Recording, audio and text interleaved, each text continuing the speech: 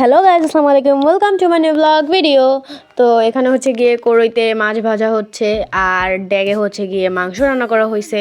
কারণ আজকে ঈদের পরের দিন আমার দাদু বাসায় সবাই একসাথে হয়েছে। আমরা ফ্যামিলি মেম্বার যারা আসছিলাম সবাই একসাথে হয়েছে, অনেক মজা করছি। তো এখানে অনেক মানুষ হয়ে গেছিলো, তার জন্য ছোটোখাটো পিকনিক হয়ে গেছে বলতে পারেন। তো আমরা সবাই একসাথে হয়েছি অনেক দিন পরে, তো মজাই অন্যরকম, অনেক বেশি আনন্দ করছি আমরা সবাই।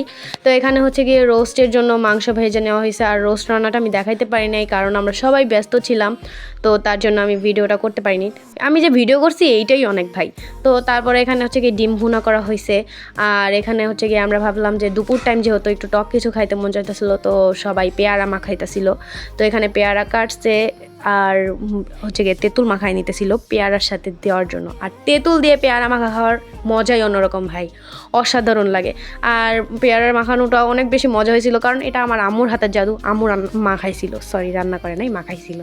তো তারপরে আমি আপনাদেরকে আবারও দেখাই দিতেছি, এইদিকে রানিং মাছ ভাজা হচ্ছে আর মাংসটা আমি আরেকবারও দেখাই দিতেছি।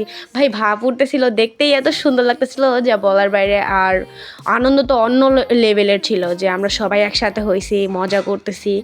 তো এরপরে হচ্ছে গিয়ে পায়েসও রান্না করা হয়েছে। তো পায়েসেটা আমি অল্প একটু দেখাইছি।